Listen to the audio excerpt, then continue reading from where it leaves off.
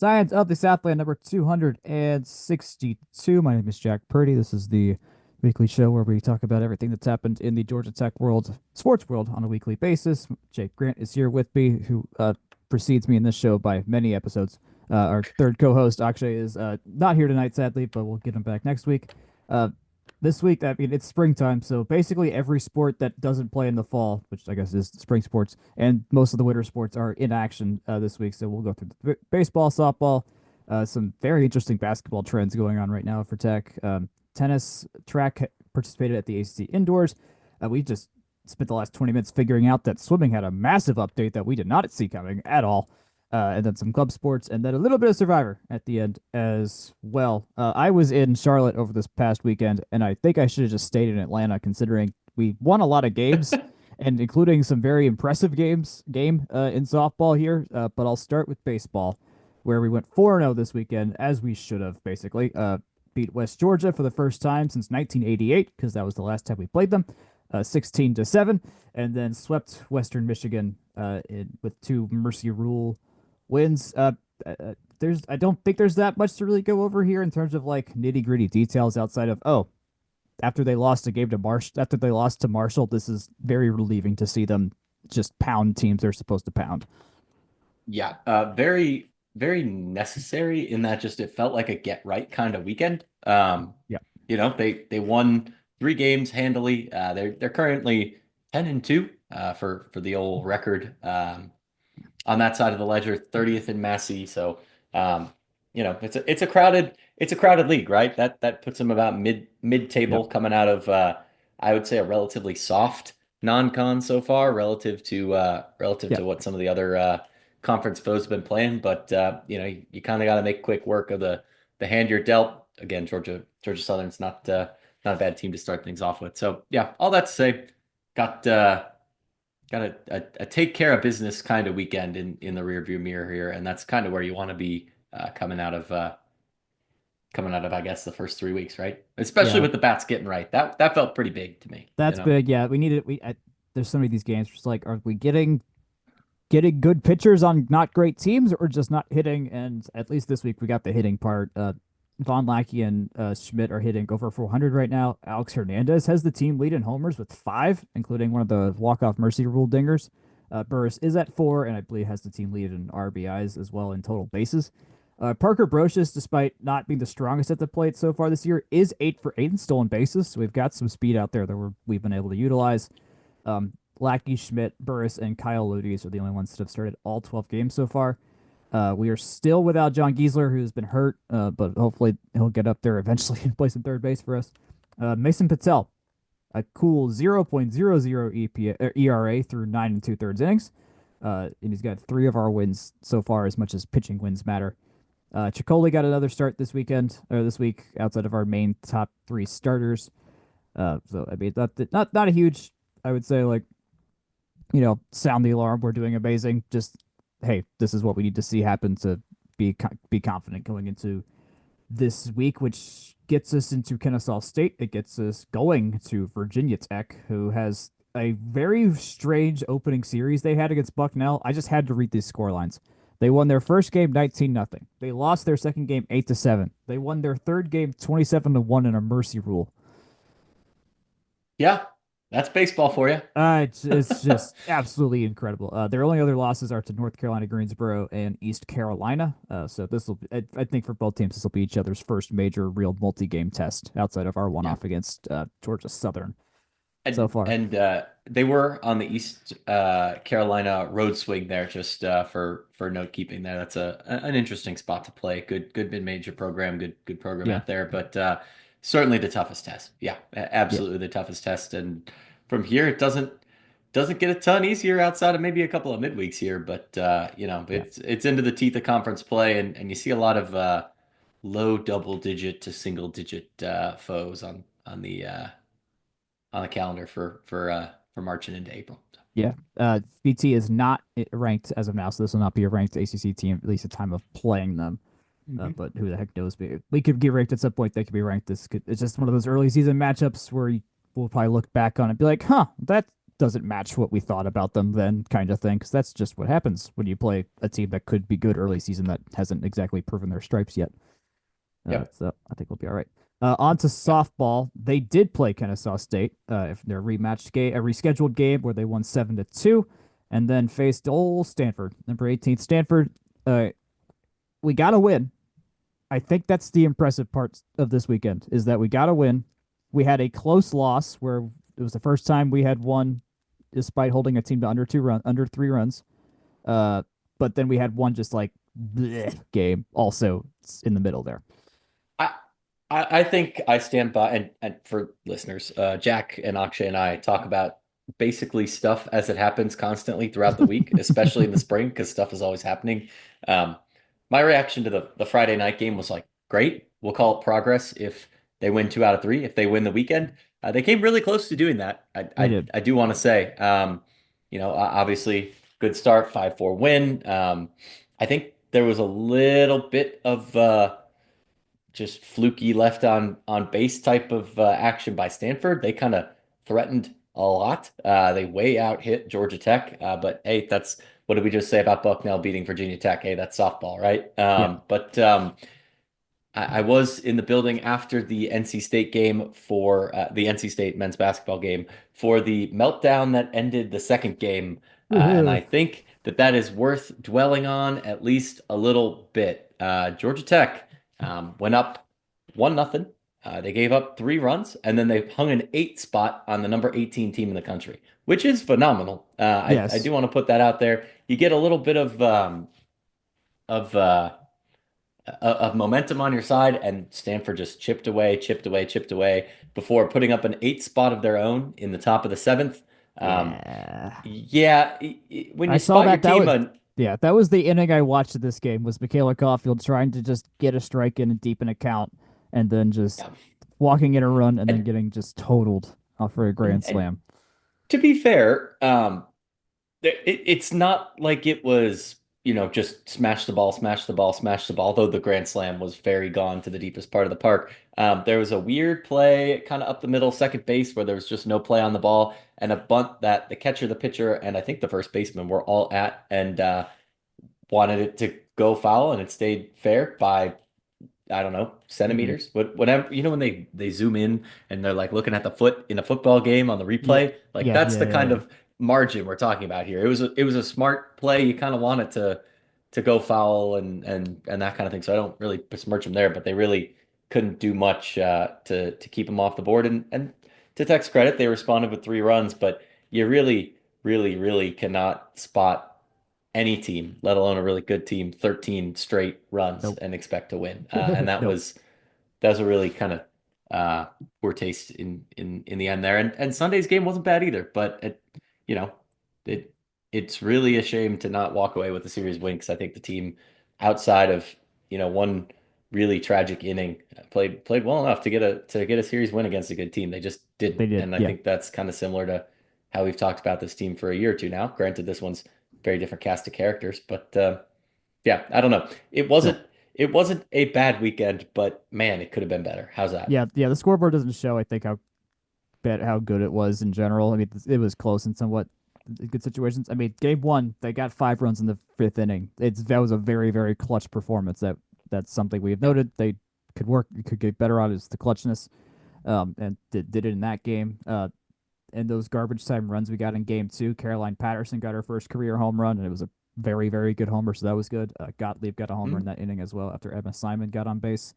Uh, Game three, despite no runs, Sydney Watts got her fourth start and had her season low for hits surrendered in her two thirds innings pitched, which seeing Sydney Watts pitch well was something we're like, okay, this can make a difference in this rotation if we can get yep. the Voiles we know, which is what we've gotten so far. If we can get the Norton we know, which we've gotten so far, throw in a Sydney Watts, that gives you a shot to be competitive in this game. Every 2-0 ball game is going to be competitive. That Yeah. is one swing of the bat, and you've got something you can maybe figure out. In this game though, we only had 2 hits total, so and they had 7, so that'll be And it. and that's something where like hit math is not transitive, right? Yeah, But if that home run if the game ends after the top of the 7th and then that 3 spot is moved to Sunday and they win that game, it's not fair, but maybe we're It talking changed. about this a little bit differently, Yeah, like I, yeah, yeah. It changes things I, absolutely. Kylie Chung went an insane she pitched 6 1/3 innings. It did really well. Although she had 6 walks to 1 strikeout, so she was getting a lot of I contact. Tech had 7 left on base. Stanford had 9 left on base. So there's certainly a lot of coulda, shoulda, woulda is happening well, in this game as and well. and that's the thing too. The fact that that happened in the third game of the series when they had already seen Chung for 4 innings on Friday, and Hmm. then another 1.2 to close out the Saturday game. She was in the circle in the seventh when Tech did get a couple of runs there. It's like, dang, like that's a pitcher you've seen at least, what if you think about it, 5 2/3, and you Yeah, probably assume everyone saw her 2 or 3 times in the first 2 days. Like that's a little tough. yeah, yeah. I would also say that Stanford definitely had a runners on base problem throughout the weekend. So good on Tech's Hmm. defense to shut that stuff down. But that's why Tech kind of bled runs out in that second game, is there was just always traffic on the base pads, right? And they're going Yeah. to scratch runs across when that happens. So upshot, keep them off the base pads. Otherwise, pitching good, not great. How's that, Jack? Yeah, I think that's fair. We're getting inching closer, inching hopefully closer. We are Yeah. the next win we have, which hopefully will be Friday against North Carolina State, would be Eileen Morales' 200th at Tech. So we got good milestones upcoming. For Do we have a midweek this week? We do not. There is no midweek. This is a week midweek off, I guess. But next week we do have Auburn here. Yeah. This Go is well. figure. Welcome to ACC. We play.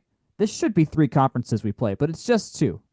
In 3 consecutive games, we get North Carolina State, Auburn, and Cal, and those are 2 conferences, not 3. Yeah. But nonetheless, and also in Cal, well, those Cal games are going to be in California in 2 weeks, Yeah. so that'll be fun. And Uh, yeah, and keep an eye on this team. Very good timing for a midweek rest, I would say.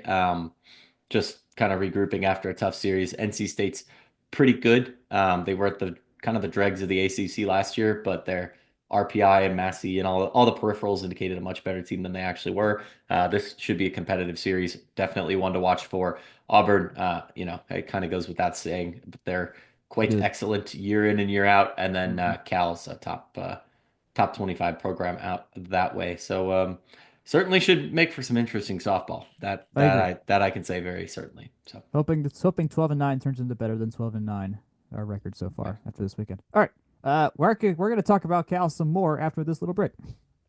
Yes, as always, this podcast is brought to you by Section 103. That's at section103.com up front. Section 103 is the best place to find Georgia Tech apparel. We love their stuff over there, and you can show them some love by using our code FTRS for 10% off and free shipping on orders over $80 every day. As always, remember to vote in their poll for what comes next and get your Georgia Tech essentials. Again, section103.com. Jack, back to you. Back in California, our women's basketball team had their first trip out there in the new ACC format, I guess, to put it one way. At in Berkeley against Cal, did not go well. 79-65 loss. I did not stay up until whatever late o'clock on last Thursday to watch this game, knowing I had to drive to North Carolina the next day. But then Sunday against Stanford, put up a really good fight, but then ended up losing 87-82. Actually, it left a bunch of notes for us on this team, Yeah. which is, I think, everything. I mean, everything we've said so far has also been actually has left us notes that we've repeated as well. But we knew this is imagine actually talking through me right now. We looked at these last 4 games. We thought it.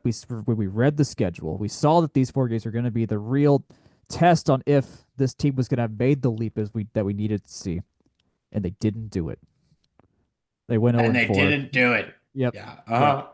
Yep. Um, Yeah. it's not great. They did go 0 and 4. I mean, he to Yeah. his credit, and I'm remiss to do this, remiss if I didn't do this. This is the stretch that he had circled at the beginning of the year. Mm-hmm. One thing that we've kind of talked about in the past about men's basketball, and I think it applies to the women too, is does the team improve over the course of the year, or does the team not improve over the course of the year? I think it's a little tricky to say, hey, a team that is now playing all conference games rather than particularly for the women. I mean, they just year in and year out throttle their non-conference schedule for the most part. Yep. I think if you look at I've plotted the rolling points differential of the last 5 seasons, and it goes up and up and up and up and up, and then in some years it stays flat, and some years it goes down. Hmm. This is a Hmm. stays flat year, which is good. I mean, this is by offensive output, I would say a really rather successful year. The tough part is they seem to be, Jack, they careening into March right now. Well, I'm looking at last year's schedule because I know we want to talk about specifically what the end stretch has been with this team. Now, Yeah. granted, this is a very different team. We've got Tiana Thompson, we've got Danny Carnegie. This is a much more well-rounded team, I would say, than last year's team. But it still bears repeating, I think, just what it looks like. Okay, 2023. So to overlay this, Tech, after losing their first game of the season, which was to Virginia Tech in game 16 of the year after going 15-0, including that Virginia Tech Mhm. game, we went 6-9 to finish the year, including this That 0-4 stretch stinks. here. That stinks. Looking back last year, starting in February on February 11 against Miami, we lost 62-60, 2-point game. 4 days later, beat Clemson by one in Little John. And then we face North Carolina State and Louisville, both who were ranked at the time. We lose by one in overtime to North Carolina State, a game we really almost had. Like we were darn close to having Yep. a Yep. major top 10 win. Couldn't do it. Get slaughtered by Louisville, which seems to be a repeating pattern every year. Then we lose to Wake Forest, who thankfully this year wasn't a problem. And then we beat Miami in OT in the home finale, and then play Pitt kind of close and then get slaughtered by Duke. All that to say, and then get destroyed in the WBIT. All that to say, lost 4 of 6 to finish the year last year. This year, we lose 5 of. Oh wait, look at the wrong one. Yeah, this year we lose 5 of our last 6 to finish the Yeah. year. So I want to put it out there because I With one it's ranked in team, only addition. played one Oh, ranked team. Only played one ranked team this time too. you're setting me up perfectly, Jack. You're setting me up absolutely perfectly. So I looked at the rolling differential, which I've already mentioned, and I've got a couple more points on that. Haha. Hmm. I looked at our rolling strength of schedule using the most up-to-date Bart Torvik for this year, as well as end of season metrics for the other years. And then I looked at just rolling win percentage record throughout the time. Last year's team finished second out of the 5 most recent years from the bottom in terms of end of year differential. They kind of coasted, but you can tell a lot of close losses in towards that end of the year. Georgia Yep. Tech's current team, top of the stack off of just an absolutely massive first 16 games of the year, just Yep. far and away up at the top of that stack. Where we get into the more interesting pieces, rolling strength of schedule wise, you noted only one ranked team, Hmm. but our rolling strength of schedule pencils out almost exactly on top of not only this year's strength of schedule, but also 2022, which is a year that we Mm. flagged in recent weeks as being that team stumbled down the stretch Had the into the crazy good tournament, run. which Mhm. They were 11th ranked team in the country at one point. Clearly, Yeah, you do not want to play these people if they are on their A game because Lorela yep, Kubai will send you to the moon otherwise. Uh, yep. and then yeah, just absolutely stumbled into that Kansas game that they lost. hmm So the 2021 team had the hardest rolling strength of schedule, I would argue, because they played a lot fewer non-cons just because of the COVID vibes. Hmm. Maybe you throw that data point out. 2023's team, which mind you is the worst of this bunch of five Yeah. record-wise and results-wise, played the next hardest strength of schedule. So it's 2021 gap, Hmm. 2023 gap, and then 2022's, 24's, and 25's pencil out almost exactly on top of each other. Granted, this team did a better job of stacking early wins, winning a Yes. couple of those non-cons. North Carolina game comes to mind as one that Big. maybe that Big. 2024 team might not win, but ultimately in the end, interesting that there's that correlation and that gap on really, Jack. I cannot tell you. Actually, I may have sent you this plot, but just really pencils out right on top of each other in terms of that strength of schedule. Although the Florida State team that we lost to 73-70, they may as well have been a ranked team. They were just right Yeah. outside the bubble and then proceeded and Yep. got ranked after beating us. So I think in spirit they were ranked. On paper they were not quite yet at the time.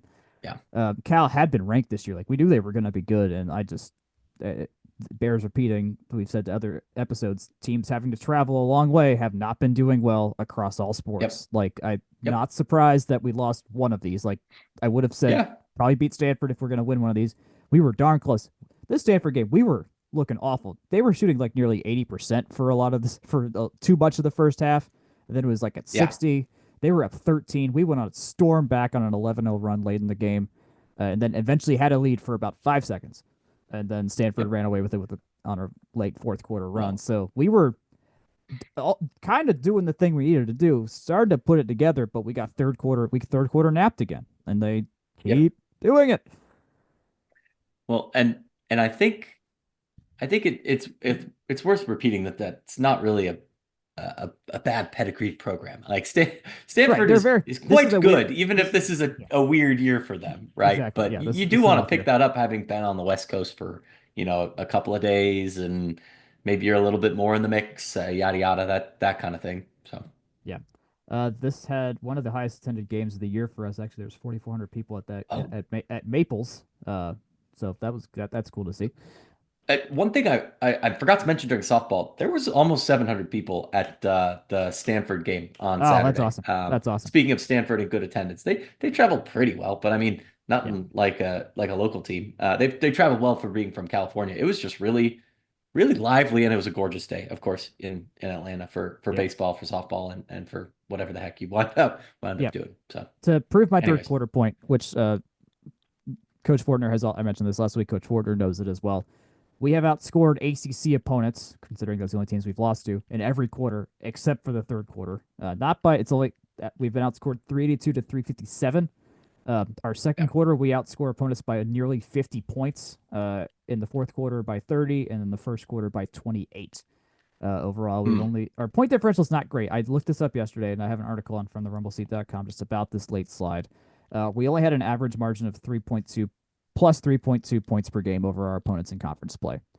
We were playing Yeah. teams close for the most part when it was all things considered, which that's out to a perfect 50 and 9-9, even 500 conference record, which after this team was absolutely in contention for one of the better seeds in the ACC based on what we saw against North Carolina and some of the basement dwellers of the conference did not pan out whatsoever, and now we are ninth, which still gets us a bye into round two.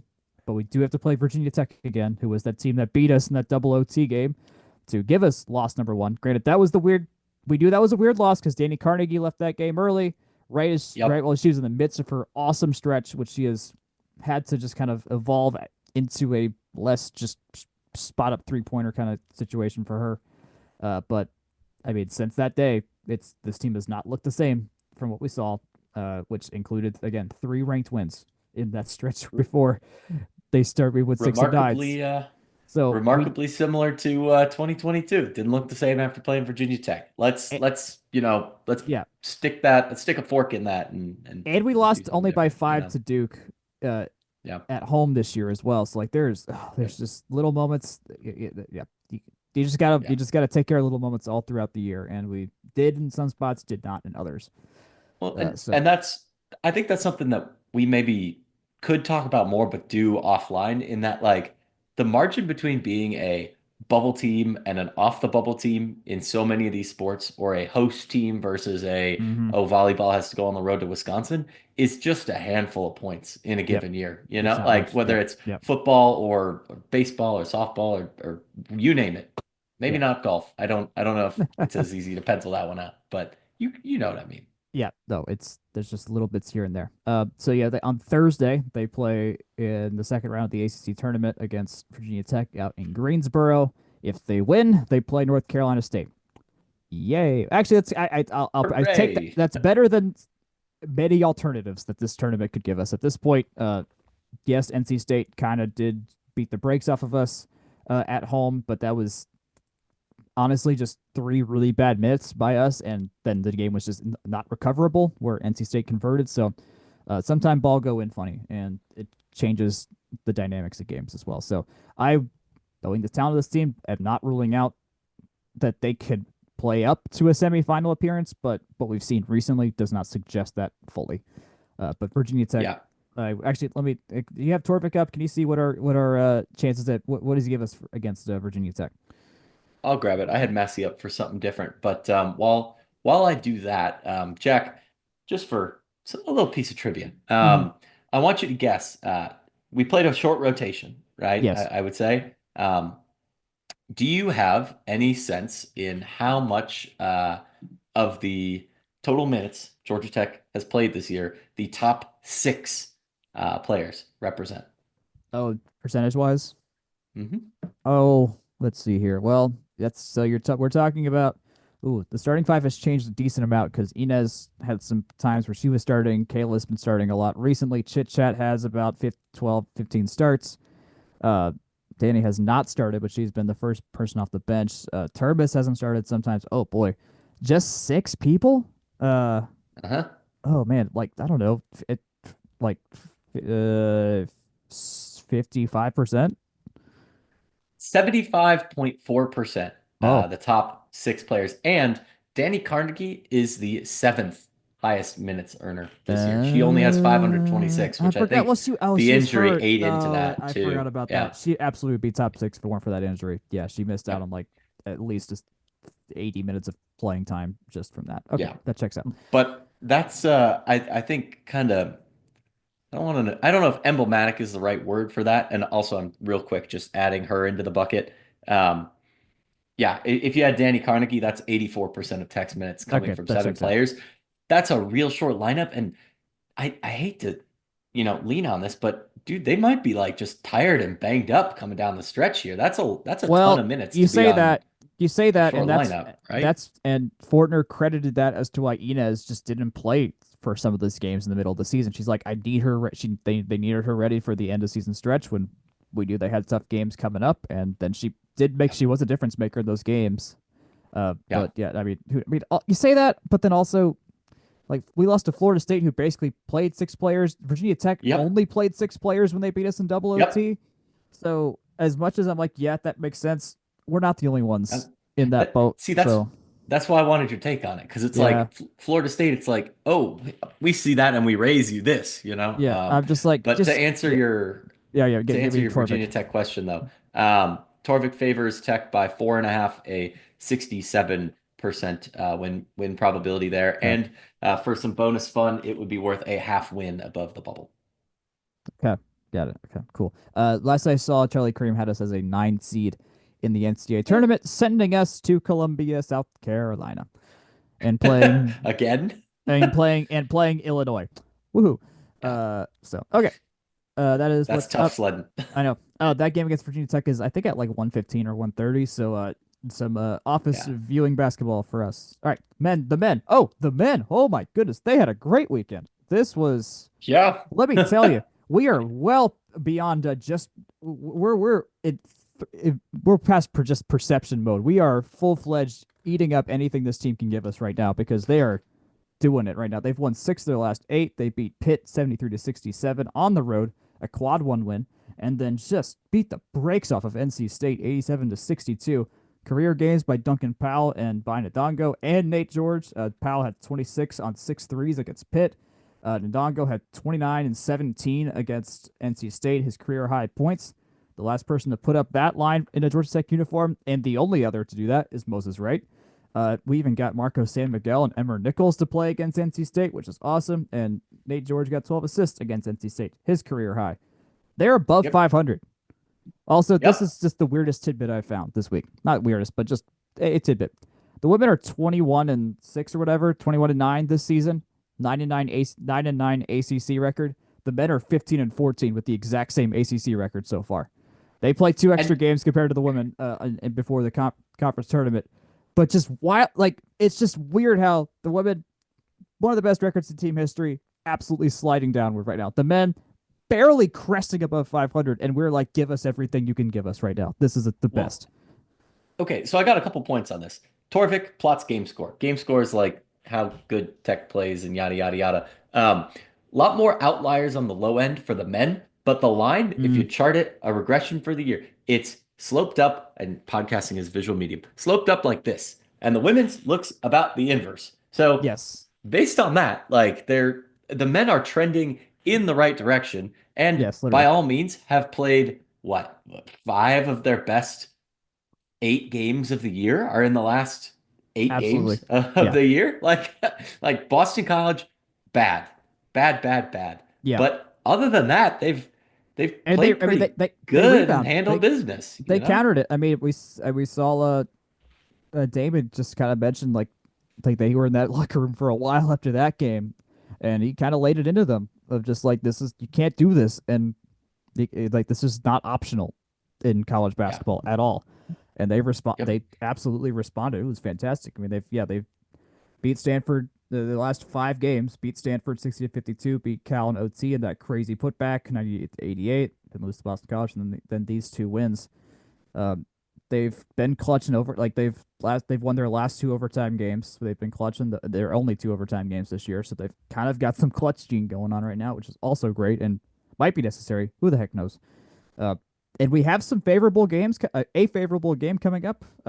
Right now, we are pretty locked in, like for the most part, locked into the eight seed in the ACC. We play Miami this week, who has been just not had a good year because their coach left the middle of the season, and it's just bad vibes all around for them, sadly. But in terms of for our needs, good. Uh, 1 win secures us the 8 seed. If we go 2-0 and Stanford somehow goes 0-2, we would get the 7 seed via the tiebreaker over Stanford. Problem is we play Wake Forest to finish the year, and they're in the top 4 in the ACC right now and have playing pretty well. And Stanford plays Notre Dame, and they play at Louisville, so they've got winnable games on their schedule as well. Uh, Yep. but for the most part, both of the men and the women should be through to the second round automatically of their tournaments, which is this is definitely progress for the guys. Uh, Well, it's the first time Tech's been at or above 500, not or later than January 20th since the Loyola Chicago loss. right. Yeah. And I don't need to tell everyone who listens to this podcast when that occurred. Yep. Um, but yeah, no, just vamping on the men a little bit more here because they deserve some time, and I think we haven't necessarily done Not that enough. this No. Yep. much this year. And they've earned our time, they've earned our attention. I want to put a bit of a finer point on the Pitt game. Uh, Tech did look pretty good in that one. Pitt's a pretty quality team. Granted, their trend is severely downwards, is probably a nice way to put that. They're 7-11 in the conference and 16-13 overall, number 76 in the country after Hmm. a really torrid start. But that was in their building. It's a team that has been good this year. Not great in conference, but they started out of the gates really hot. Tech basically led. I would say all of the game. If they weren't leading, they were tied Hmm. for all but 36 seconds in the game. That's a pretty steady margin. It took I'd say a decent chunk of free throws down the stretch to end it, but I mean, That you take was the hand, notable. you're. Yeah, that was notable. They were sinking free throws in a big way Mhm. that we're not used to, and that did a lot. Yep. Yeah, Tech went 25 for 28 from the line, really helped to ice the game in a 6 point margin. And of course, you get a couple at the end there to make that margin a little bit bigger. But yeah, I will say Tech was big second chance points. They were big in the paint. They did not turn the ball over. That was huge. They did not turn the ball over nearly as much as I think we've kind of uh, feared. Oh wait, no, Yeah. sorry, points off turnovers. As Yeah. they capitalized on Yes. the ones they did get. So scratch that. But yeah, they did take advantage in the paint. They were big. Um, I think they did a decent job making NC State really have to work for things too in Hmm. that game as well. Ben Middlebrooks, their center, their big guy, was in foul trouble really early in the game. That's why he only played 17 minutes and he did foul out. Um, you can use that to your advantage when you're doing stuff there. Well, And then yeah, go I go got, for it, Jack. I I'm got. Well, I'm gonna I keep just vamping if not. I had a point. I was looking at the notes at the preview notes going into this Miami game, and they have make a great one here. Uh, we've attempted 62 more free throws than our opponents in conference play, Mhm. 3.4 more per game. We have not finished a season with more free throw attempts than our opponents since 2016-17. That was the only time in the 21st century we've done that. That tracks. Yeah, yeah, That really does track. yeah. So um, yeah. something different like that. I mean, that shows like yeah, they're not. We're not. I think one of the big frustrations of the end of past during last year was just so many little dumb moments that just like, why are we doing that, man? Just like stuff that makes you scratch your head. And that has not been part of this team, I think, in this And stretch at all. It's been like, oh, okay, they're playing much more. Granted, we know they're hurt. Got a lot of guys hurt. Kawasi hasn't played. Luke O'Brien hasn't played, but they're playing by Georgia Tech's historic standard, incredibly sound basketball, and it's translating. you know what? You know what I thought on Saturday, almost the full game? They looked like they were having fun. They I looked can't. like they were out there playing good basketball, having a good time, and Yeah, that made me feel nice. You know, like and and that granted, I was in is the building. You get the energy a little bit more, but I right. don't know. But I think we've saw the games. I mean, we were sicko. I think we both of us were sicko enough to watch the Louisville game last year. No one Yeah, had fun there. Literally no one. Like I don't the think one anyone the one at actually. home you're talking about? No, the one where we lost to them on the road when they were Oh, like, yeah, yeah, yeah, yeah, yeah, yeah, yeah. Okay, yeah, they were like both kind of bleak, but yeah, I know what you mean. nobody wanted to play in that game. Or like, well, maybe they did. I don't know, but nonetheless, like it was just the turnaround on the long scale here is it's good. I think that this is we had given And after all the injuries, we were kind of like, all right, Damon, you just get a free pass this year because like, what are you gonna do with six players? Well, apparently you do this with yeah, six players. well, and something to flag. They crushed NC State going Yeah, away yeah, with 2 points from Nate George. Granted, he did a great job sharing the ball, 12 yeah. assists. Yeah, he doesn't need But it to like, it's score all the not like time. he was Yeah, super cold. Like he went 1 for no, 6 from the field. He just didn't. We we he handled NC State so thoroughly that Nate George just basically needed to dish the ball to whoever needed we it. Like we love that's that. great to see. Great to We love see. yes, we love Yeah. that. Mhm. Miami's coming in with a 5 game losing streak. They're 6-23 this year, so like this is a. I know we say Tech basketball does some untoward things toward its own future.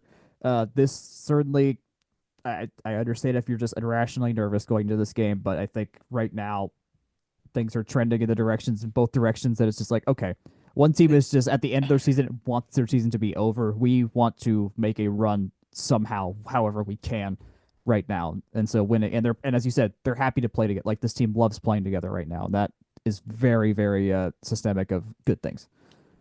Jack, I gotta say, you cannot lose this game. Nope, you cannot. And it is astonishing that a game against Miami in the ACC is a quad four game. A I team know. that was in the I final know. four, what, 2 seasons ago? Something like that, yeah. But it was like You them and cannot FAU lose or this whatever. game. Yeah, yeah. Like it. We're not even at a point where we can talk about a tournament bid, short of Oh no, going and that would winning the whole dang conference. Which right, I right. guess there's an outside shot of that. Go for it. Who It's knows? March. Who knows? Yeah, Like who knows? Yeah, yeah. But you cannot lose this game. You just need to take care of business against Miami, come what may against Wake Forest, and blah. yep. Agreed. I don't Agreed. know. Yeah, they're So 193rd at Ken Palm right now. So yeah, gotta win that. Gotta win that. So yeah, wow. that is the future schedule coming up. Miami on Tuesday. I will be in the building because I want to see these guys play one more time this year, and then Saturday at Wake Forest to finish off ACC play. That'll be at 2:15 on the CW. Ugh, the Yeah, greatest network in the world, of course. absolutely delightful. Anyways, let's go to men's tennis. I did not put the results in here, but I've got individual results. But I've got the scores. We got a 4-1 win versus Notre Dame. Should have done that. 4-1 win versus Louisville. Also should have done that. So it seems like a very take care of business against teams we are usually better than kind of weekend for the men. So Yeah. nothing too big detail wise to go in there. They go to Dallas on. So we have not had many teams go to Dallas this year to play Yeah. SMU, and then Sunday they will go to Boston College for a 10:15 match on Sunday. I don't think anything AM. AM a 10:15 Ugh. AM After coming match. from Dallas It back is over the time change, that one's worse yeah. than going to Dallas. It's just Central Time. I mean, I'm But about it's a to make that long time flight, change. man. It's Guess a I long guess flight. 2 hours. I mean, I fly to Austin soon. That was 2 hours. I mean, from here, it's not Yeah. And horrible. Jack, Boston is 3 hours north of us. That's Going a good. Dallas to Well, okay, Boston. okay, you make solid points here. See, I just don't fly places all that out. Like I've last time I okay, I do fly some places. Anyways, This yeah, this is where I'll play the "This is my profession" card, and we this can is go with that. you are correct. Oh, it's even worse. They the Friday match is at 5 p.m. and the Sunday match is at 10 a.m. Not 10:15. Yeah. It's a Hmm. all right. I hope they sleep on Saturday a lot.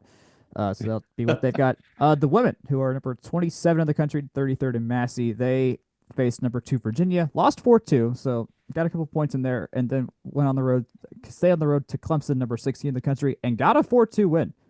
A good Yeah. road win. That is the overall to get six total overall to play even against two ranked teams on the road in the ACC is not Yeah. normal and very hard to do. So this is a very good look for them. Yeah. I want to dwell real quick on the future schedules.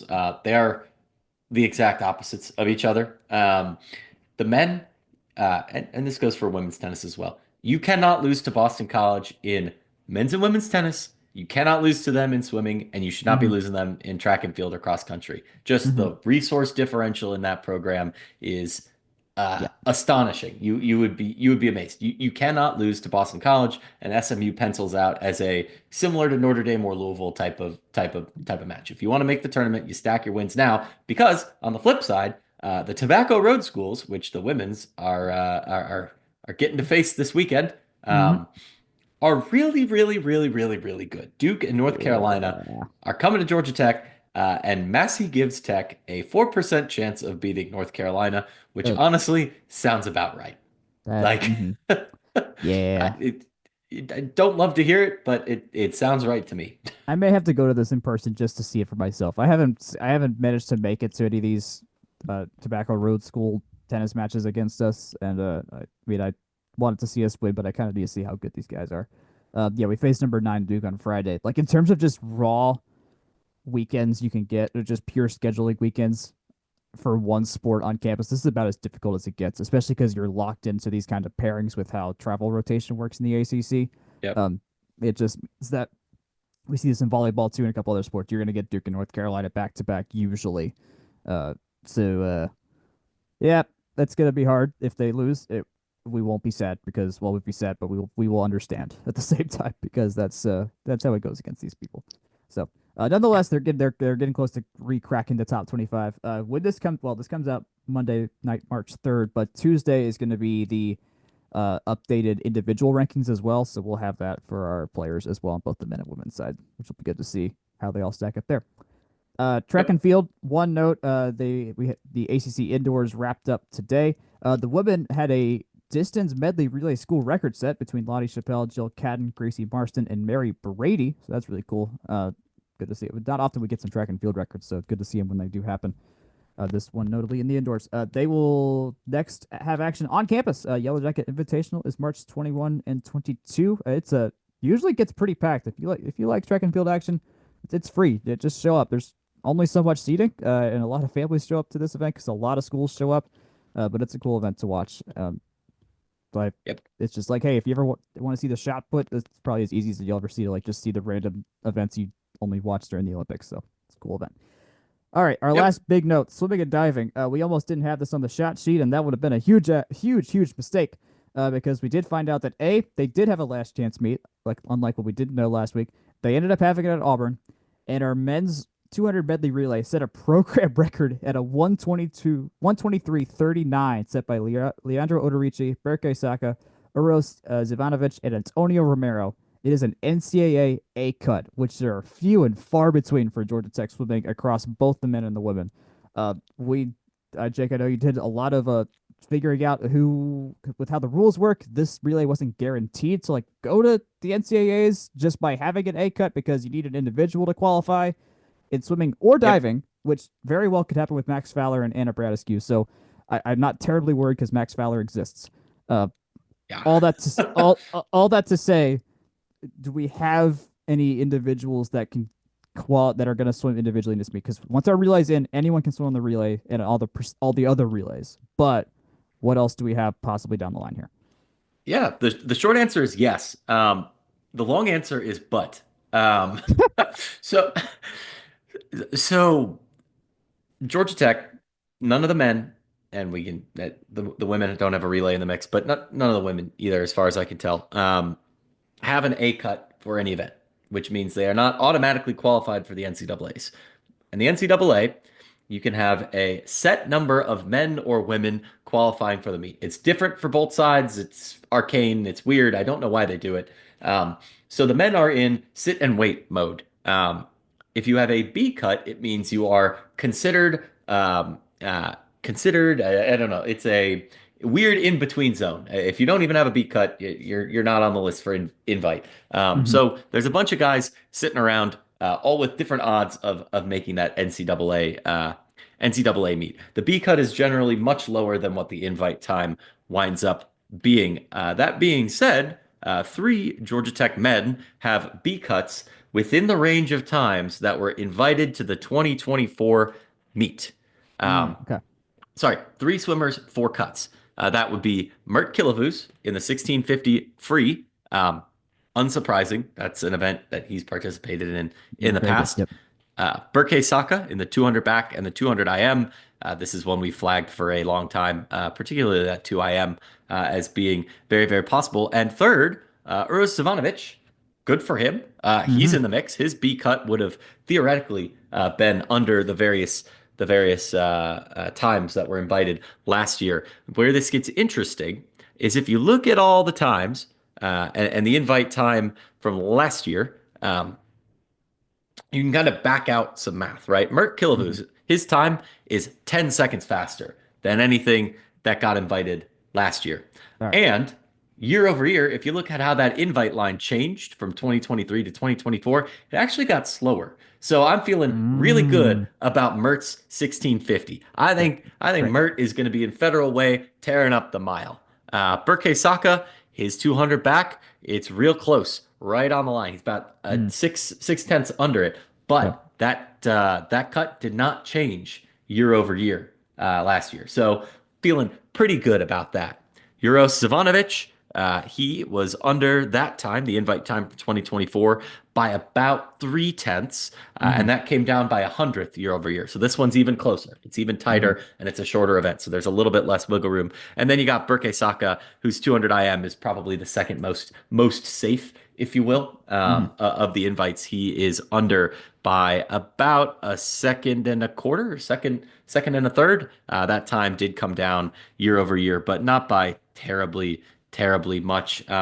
Where that gets doubly interesting is he only needs to get invited for one of those events to be able to swim anything he has a B cut in. So Yep. so long as Mert gets invited, he can swim the 500, which I'm sure that he has a cut in, and potentially the 200 free as well. Berke would be able to swim, I believe, the 100 back potentially, and I Yeah. think he might have two more, right? He had five B cuts. He's got five B cuts. Yeah. He'll have He a pretty probably good. won't swim that many events, but I would expect to see him in the 200 IM, Yeah. 200 back, and what, maybe the 100 back or something like that. But all that to say, I think there's pretty good odds that Burke gets his 200 IM. Really good odds that Mert gets his mile time, and then that would bring the relay, which means since they have a provisional in all the other four relays, that they can bring the house because you can bring anyone to swim your relays because they're Yep. qualified for the team. So this could potentially be a uh, setting them up for a top 25 type of finish in the country, which I think would be a really good end That'd be huge. to That'd be John huge. John Ames' first year. So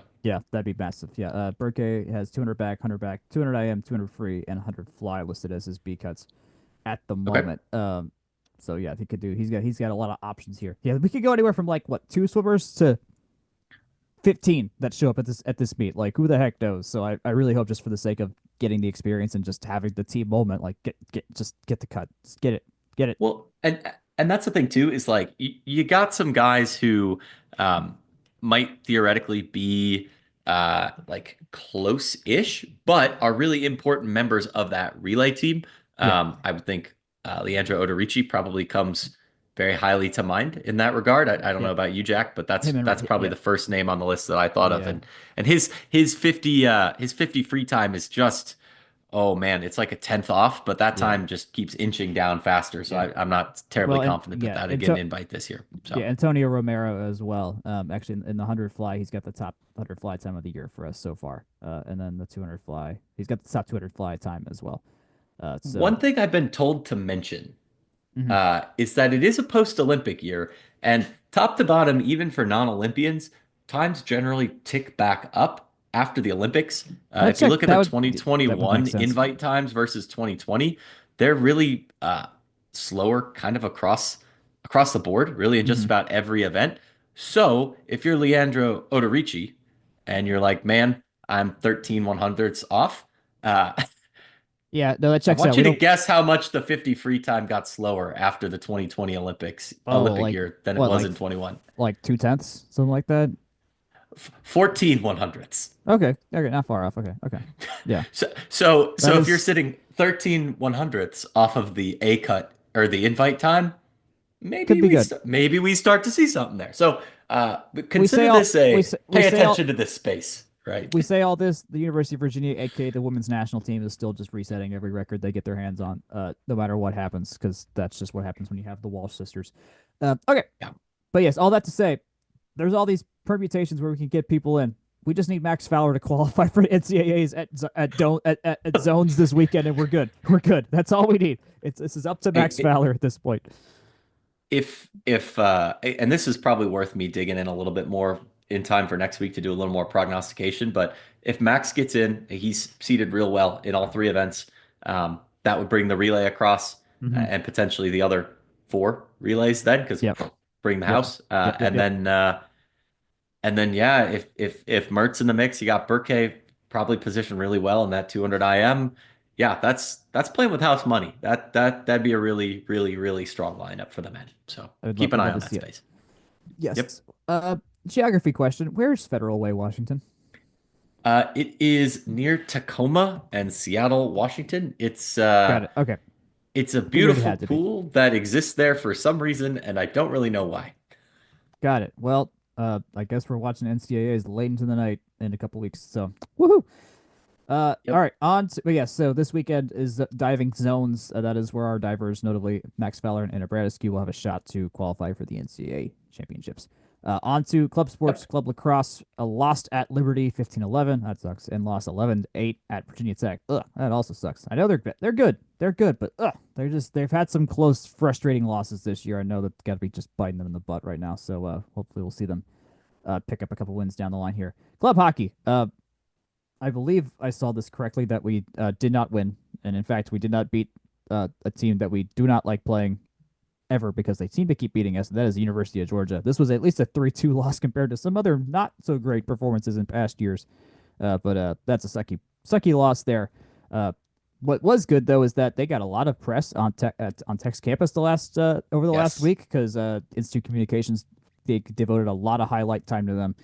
So they got some proper moment in the Georgia Tech sunshine this past week, despite the loss. So really good to see Tech as a whole back the team, despite not being one of the big not being one of the official sports on campus. So love seeing that. Uh, Yep. Speaking of hockey, actually Survivor, Eva Erickson, one of the past Georgia Tech hockey players, had started Survivor this week. If you're into that, that is what's happening on CBS every Wednesday. I am putting up recaps because I think about this show like I think about sports in Eva's. So we're gonna analyze Eva's game so far. She had the best moment of last week's episode, so she's got some following. She's got some good following. I know she's selling merch to help support raise for some Minnesota Hockey Foundations. So she's got some good stuff there in case people feel like donating or whatnot. But otherwise, she looks strong, which makes sense. She played hockey. Duh, of course, she's probably a badass and can beat a bunch of dudes up. But she's actually getting to showcase it against 15 other random strangers, and I think it seems like she's on a good path where she is now. I'll just put it that way. I don't want to put spoilers out there. So I Yeah. think that's all I've got. Cool. Anything else before we stop recording this podcast? Nah, I'll get some prognostication up for the men on the NCAAs. This is actually really interesting to me with the whole Olympic factor in there too. So Yeah, expect something in this space. I'm sitting on some numbers from the women's basketball dealio that I did too. So maybe beautiful. we get something up with that too. But until the meantime, there's a lot to watch. There's a lot to look for, and that's spring for us. This is where we make all the hay, Jack. So This is. I'm so proud of my Akshay impression from like 25 minutes ago. That was that I they, did pretty they, well. they couldn't see me because this is an audio format, but I was really trying hard not to laugh straight into the microphone with that. But good work. Amazing, amazing. All right, Uh, take us out of yeah. here. Yeah, as always, from the rumbleseat.com, we publish our podcast there, but also great written content, including Jack Survivor recap. So really, we touch anything under the sun Georgia Tech if we can. In addition, email us from the rumbleseat at gmail.com. Let us know what you want to hear about. You can find us on Blue Sky for FTRS. I'm there as well as Jack. You can find us on Facebook, Instagram, and YouTube at From the Rumble Seat. Remember, Section 103 is section103.com. And yeah, tell your friends about us. We know that the best way to spread the word about this podcast is through word of mouth, but you can find us wherever fine podcasts are distributed. Till we talk next time, good night, good luck, go Jackets.